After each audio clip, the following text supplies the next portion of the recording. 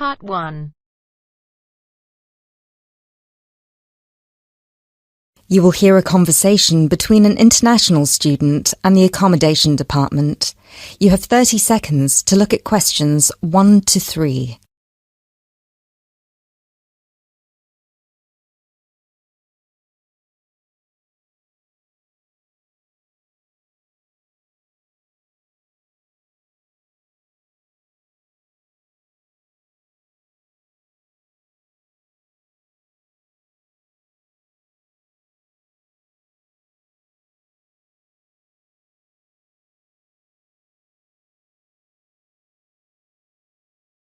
Hello, accommodation department. How can I help you? Do you look after accommodation for international students? Yes, we look after accommodation for all the students. Good. I hope you can help me then. I've only just been accepted onto a postgraduate course, and I want to know if there is any accommodation available from this September. I know it's very short notice. Yes, it is rather late, but I'm sure we'll be able to find you something. First of all, can you give me your name and student number so that I can find you on the system? Sure. My name is Maria Teresa Gonzalez. Maria Teresa Gonzalez. How do you spell that? Gonzalez.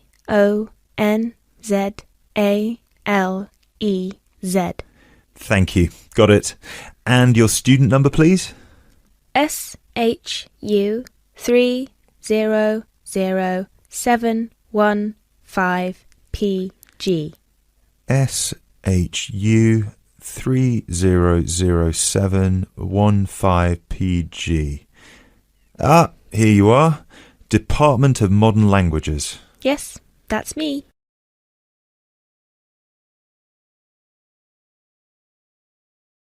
You now have 30 seconds to look at questions 4 to 7.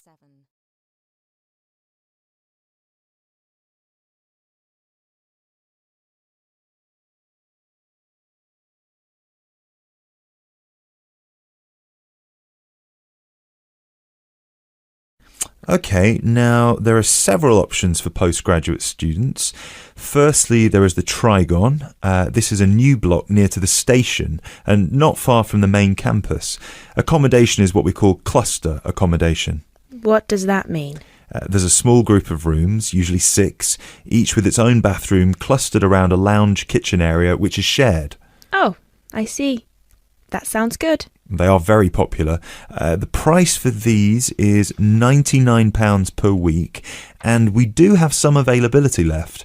However, for postgraduate students, there are other options. And what are they? There's another apartment block called The Cube, located near the west gate of the campus. Accommodation there is in 1 or 2 bedroom self-contained flats. So, the cube is self-contained? How does that work?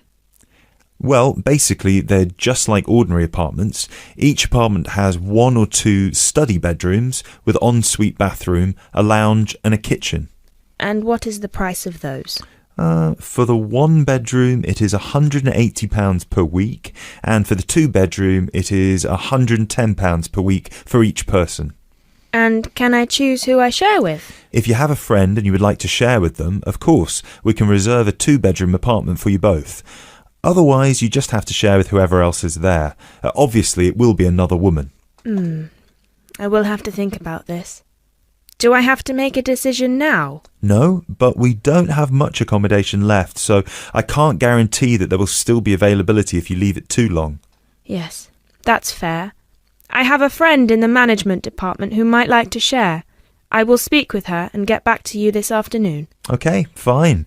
Do let us know as soon as you can. I will do. Thanks for all your help. My pleasure. Bye. Bye.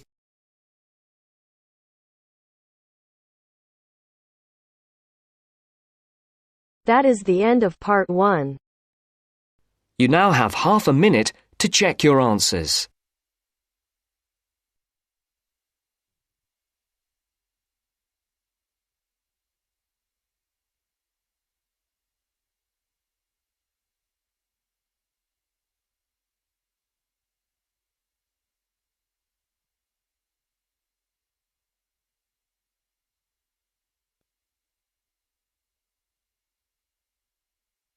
Now turns to Part 2.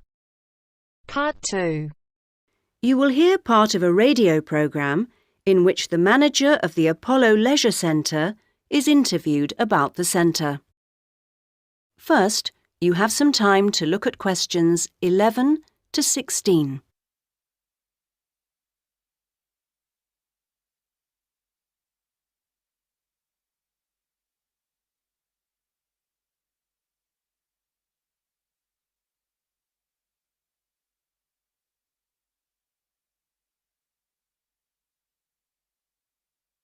Now listen to the first part of the interview and answer questions 11 to 16. Next, I'd like to welcome Carol Brown, manager of the Apollo Leisure Centre. Carol, welcome. Thank you. Now, Carol, the Apollo seems a familiar sight, but how long has it actually been here? Well, we started negotiations to take over the previous Active Life Centre that used to occupy the premises in 2000 and planned to open in 2001, although the usual delays meant it was 2002 before we were up and running. And do you have quite a mix of members, or are you focused on certain groups? It's pretty broad, actually. There are something like 200 adult members, so that's our biggest group, but we also have as many as 100 youth members, together with about 50 family group members. And I think we'll see that section growing to 100 over the next couple of years. Healthy numbers. Yes, and we'll be developing the centre to make it even more attractive. We're hoping eventually to build in a rock climbing wall, which would make a useful addition. We've already opened our swimming pool, which is hugely popular, and we'll have a massage room open within 12 months. Now, I understand you have different categories of membership? Yes, to suit every pocket. Blue membership includes all facilities for the member and a guest at all times, which is good for people with unpredictable timetables.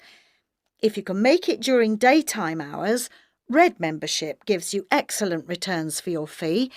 As for only half price, you can use all the facilities during the day, and they're actually less crowded then.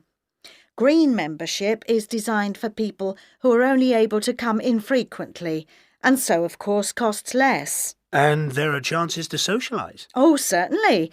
Our cafe is very popular and is a nice place to wind down and chat after working out or whatever. In fact, while it used to shut at 8, we've extended that to 9 now, with last orders taken at 8:30. It serves a whole range of food and drink. So if someone wants to join, what do they do? Come and see us. We'll give you all the details. The induction process takes about an hour and a quarter, which includes 3/4 of an hour on average with a personal trainer and something like half an hour being shown round the different facilities. So we'd be well looked after? Definitely. Now you have some time to look at questions 17 to 20.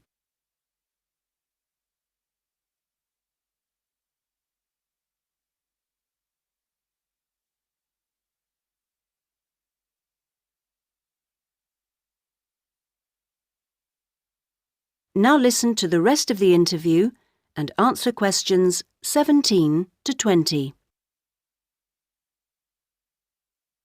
OK, now, Carol, can you give us some idea of what we could expect to get as members of Apollo? Sure. Well, let's take next Monday as an example. The early evening would begin with the programme of classes.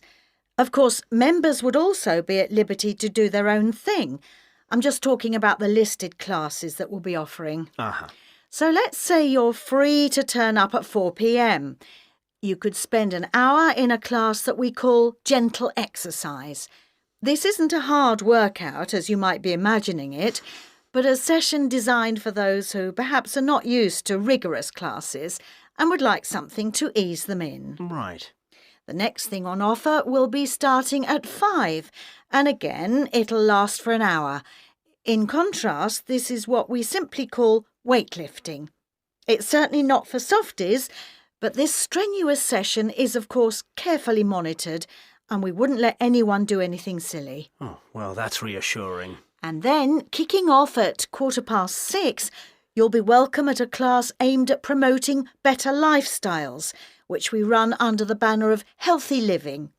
We'll give you all sorts of useful advice about just living better. Oh, sounds easier than working out. And probably at least as important. And rounds the evening off nicely. Oh no, we still have one more offering. Oh. These days, so many people are working, frankly, more than they should be, and we try to combat the stress that creates by encouraging those who can to take part in the class we call relaxation.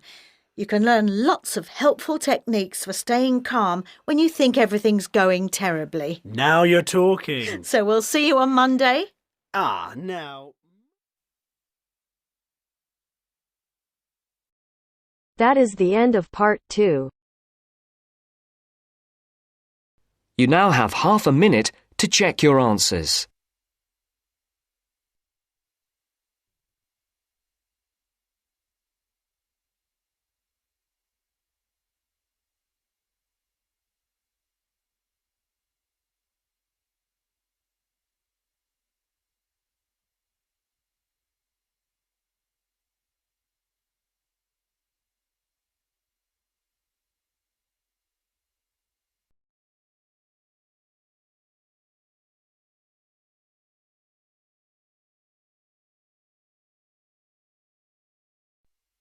Now turns to part 3.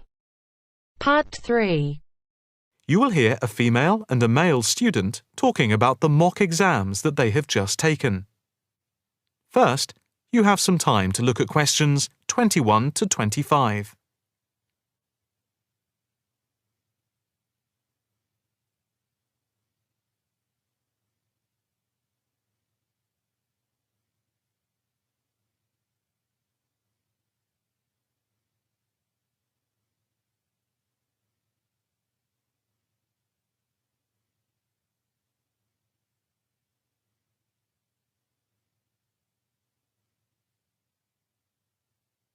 Now listen carefully and answer questions 21 to 25.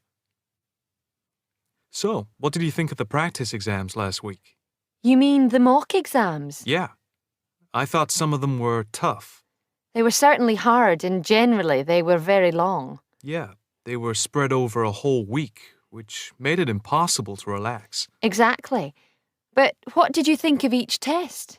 Of the 7 exams we did, the least enjoyable for me were the 2 3-hour essay papers. Why didn't you like the essay papers? I'm not particularly good at writing things down like that in a short space of time. And I don't think it's a good way of testing our theoretical knowledge of medicine. I'm the opposite, I'm afraid. I'm much better in the written essay exams than the other types of tests. But what about the 2 multiple-choice exam papers in basic science and anatomy? They weren't too bad. If you didn't know the answer, all you had to do was guess. That's okay, but I never feel comfortable with guessing. And you know that there is research that shows that women are disadvantaged when doing multiple-choice questions compared to men. You've mentioned this before, but I'm not sure I believe it. It's true. Multiple-choice questions benefit men more than women. They are a male construct. If you say so. It's not if I say so. Anyway, you have to be careful with multiple-choice questions because of the negative marking. That can really bring the score down if you keep guessing and get all of the guesses wrong. It's double negative. Yeah, that is a danger. What about the role play? Did you like that? Yeah, with the actors and actresses as simulated patients. Yeah, I thought that was by far the best part of the exam. Why was that? What I liked about it was during the 24 test stations, we had a chance to show what we know about communicating with patients and show our practical medical knowledge, etc. Yes, I think I agree with you there. I enjoyed all of the stations, but I can tell you I was tired at the end. I have done a practice exam with 12 test stations, but not 24. It was exhausting, but also exhilarating. I agree completely. It lasted nearly 4 hours in total with the break.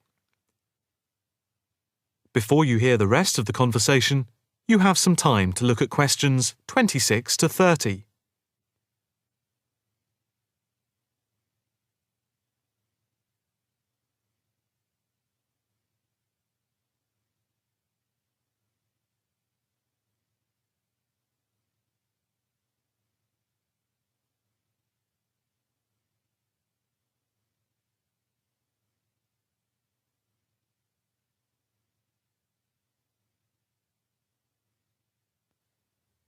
Now listen carefully and answer questions 26 to 30.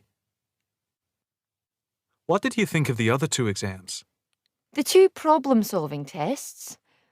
I didn't think I was going to handle them very well. But in the end, I think they went better than I thought they would. What I liked most was the test where we had to work in groups of 4, and to solve a problem, we had to prioritise actions. That was very interesting. I'm not sure that I did very well in that, though. Did you feel comfortable being in a group of 4 and having 4 examiners watching you as you discussed the problem? We did practice it several times before.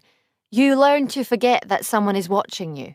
But some people are better at speaking in group situations like that, and they get the best marks. The test doesn't just assess whether people can talk a lot.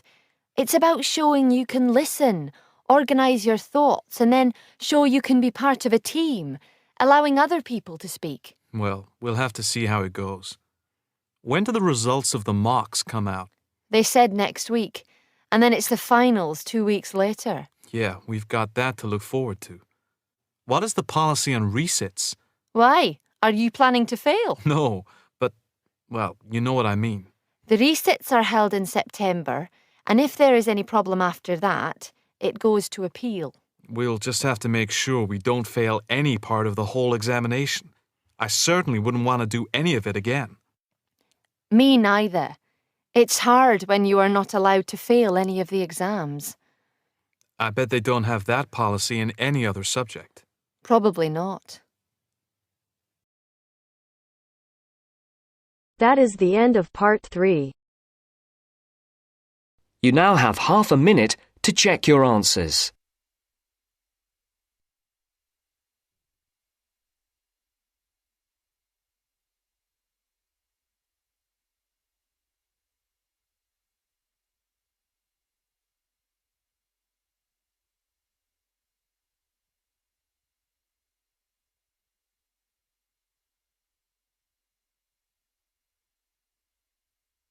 Now turns to part 4.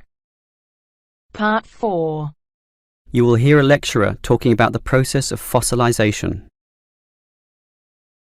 First, you have some time to look at questions 31 to 40.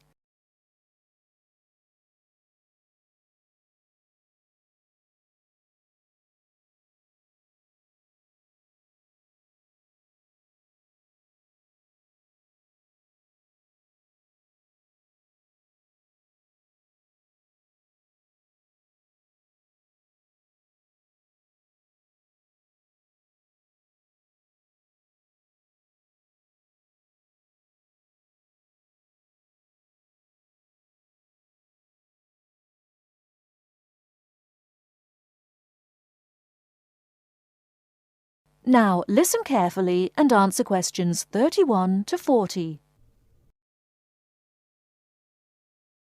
The foremost exhibition in any great natural history museum is almost invariably a skeleton of a large dinosaur, often the famous Tyrannosaurus rex, or T-Rex as it's usually known. Thus, one would think that these skeletons are plentiful, one for each museum, and more to spare in the basement. Well, here's an interesting fact. Almost every one of those T-Rex skeletons are just copies of the original fossils, and we only have 20 sets of these in the whole world. And the most complete is still missing 1/5 of its bones, and the rest are missing a lot more. And given that these dinosaurs once numbered in the thousands and existed on this earth for perhaps 3 million years, you can realize an obvious fact. Fossilization is actually an extremely rare occurrence. Fossilization can only occur when, after an animal dies, it is buried in soft mud or silt relatively quickly before the body completely rots or is torn to pieces by scavengers. Given this fact, the overwhelming majority of fossils are in marine sediment, where former marine life sank to the sea bottom, where sediment was being continually deposited. This means that we have a fairly good idea of the life in Earth's ancient oceans, but a much sketchier view of the land-based life forms. Fossilization on land needs water and mud, meaning that it is most often near ancient river sites and lakes. But it is still so rare that there are, in fact, large stretches of geological time about which we don't quite know what was happening at all. So, given that fossilization is so rare, the natural question is, what can increase its odds? Well, fossilization mostly occurs with organisms which meet three basic criteria. 1. They must have hard body parts, for example, shells, plates, bones and teeth. Unfortunately, the soft parts just rot away far too quickly to be fossilized. And I say unfortunately because it is often the soft fleshy features that most interest us. An elephant's trunk, for example, would not fossilize, and from the skeleton alone, we would never know the trunk was there. The second criterion for more likely fossilization is that the organism in question must have existed in considerable numbers and be spread over a wide geographical range. This simply increases the statistical probability that one of them will one day be fossilized and hopefully found. Finally, and by the same logic, the species needs to have existed on the Earth for a long time, and the longer, the better. So, these are the three main criteria, but there are others. Being a large size, for example, helps us to notice and discover them as fossils more easily, and being a marine organism, as mentioned, helps also. Trilobites, a strange sort of ancient crab, are a perfect example. Their body structure was one of hard plates. They existed over virtually the whole world of their time and over a huge span of geological history, over 250 million years in fact, one of the longest ranges of any creature ever. Added to this, some species could grow to relatively large sizes, and they lived in the sea. Perfect. These creatures meet all the criteria, and as a result, museums all over the world are spilling over with trilobite fossils of all shapes and sizes. As far as fossils go, they are common. So, let's think about T-Rex once again. It too basically meets all the criteria that we mentioned. It has hard parts, being the bones, had some dispersion, and had been around for a long time, although it cannot compare to trilobites in this respect.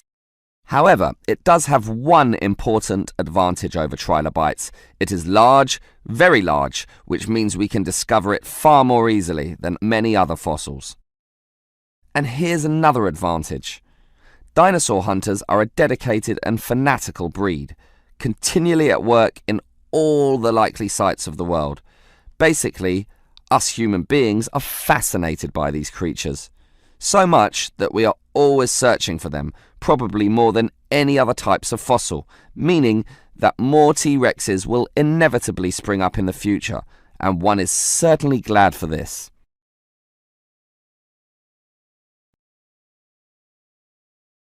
That is the end of part 1.